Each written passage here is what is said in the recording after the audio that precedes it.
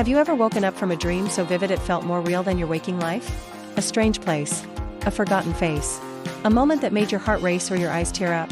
No tickets, no audience, no director, just you, your memories, your fears, your deepest desires, and somehow, they all come together in mysterious, surreal stories called dreams. Is your mind simply playing games while you sleep, or is there something deeper hiding beneath those night visions? Something meaningful? Something your conscious mind doesn't want to face, but your subconscious can't ignore? Only to realize, none of it actually happened. Or did it? Imagine this, every night, your brain becomes a theater. But here's the real question, why do we dream at all? During this stage, the brain becomes highly active, even though your body stays still. While you sleep, your brain filters through everything it experienced that day, deciding what to keep and what to forget.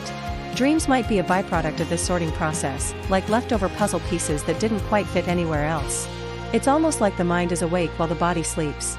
Some dreams dive deep into your long-term memories, even things you've forgotten. Your brain speaks in symbols, metaphors, and emotion, not in words or logic. He called them the private theater, where the dreamer is both the scene, the player, the prompter, the producer, the author, the public, and the critic. People have written music, created inventions, and solved real-life problems in their sleep. This is because dreaming loosens the boundaries of logical thinking. You're free to make connections you wouldn't dare make during the day. The rules of physics and reality break down, and creativity takes over. They are not predictions. They're not supernatural. But they are powerful. They reflect your emotional truth. And if you pay close enough attention, they might just reveal the things you were afraid to admit or the truths you were ready to face. In other words, your dreams are you, in your rawest, most honest form. If you're having the same dream again and again, psychology suggests it's a sign of unresolved inner conflict. Nightmares often reflect the parts of life we're struggling to confront, like fear, guilt, or trauma. But facing those nightmares, even just reflecting on them, can sometimes help you heal emotionally. It's your mind tapping you on the shoulder, again and again, saying, "This is important. You need to pay attention." A dream about flying might not be about flying at all, it might be about freedom. Falling might represent fear of failure. Being late could reflect anxiety about losing control. Whether or not we agree with Freud's specific interpretations, the idea still stands: dreams often reveal emotions we're trying to avoid. The key isn't to take your dreams literally, but to ask, what was I feeling in that dream? If you dream of being lost, it's not about getting lost, it's about feeling lost. Ask yourself, what was I feeling in that dream? What in my waking life feels the same? Your dreams might not speak in words, but they always tell you something. Something honest. Something raw. Something that, if listened to, could help you understand yourself better than any advice ever could. Maybe in your life, in a relationship, or in your identity. The feelings are the clue. They're the map.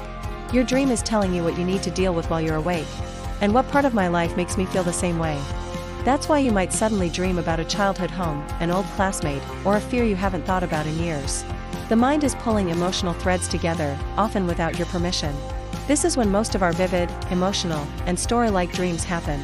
Today, we're going to explore what modern psychology says about dreams, why they happen, what they could mean, and how understanding them might reveal more about you than you ever imagined. Dreaming is one of the most fascinating yet misunderstood aspects of human psychology. For centuries, dreams were thought to be messages from gods or glimpses into the future. But today, science and psychology offer a deeper, more personal explanation, one that turns the spotlight inward, into the mind itself.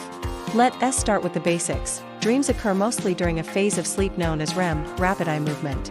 Your brain collects thoughts, feelings, and unresolved experiences from your day, and then replays, rearranges, or reimagines them in symbolic form.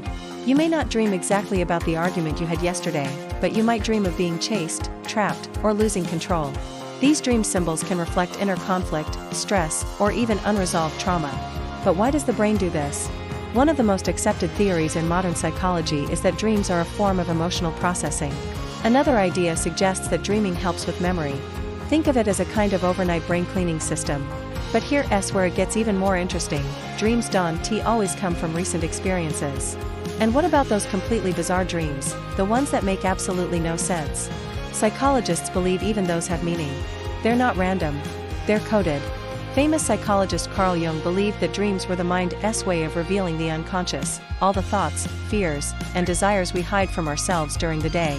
On the other hand, Freud saw dreams as expressions of repressed desires, especially those we feel too ashamed or afraid to admit while awake. Now here's something most people never realize: your brain wants you to understand your dreams. That's why they come with feelings. But not all dreams are negative. Some dreams are inspiring. Then there are recurring dreams, those repeating patterns that keep showing up night after night. Nightmares, too, serve a purpose. While they're scary, they're not your enemy. So, what do your dreams actually mean? They mean that your mind is constantly trying to help you process, understand, and navigate your life, even when you're sleeping. So the next time you wake up from a dream, don't just shrug it off. Because in the end, your dreams don't come from the outside world. They come from you.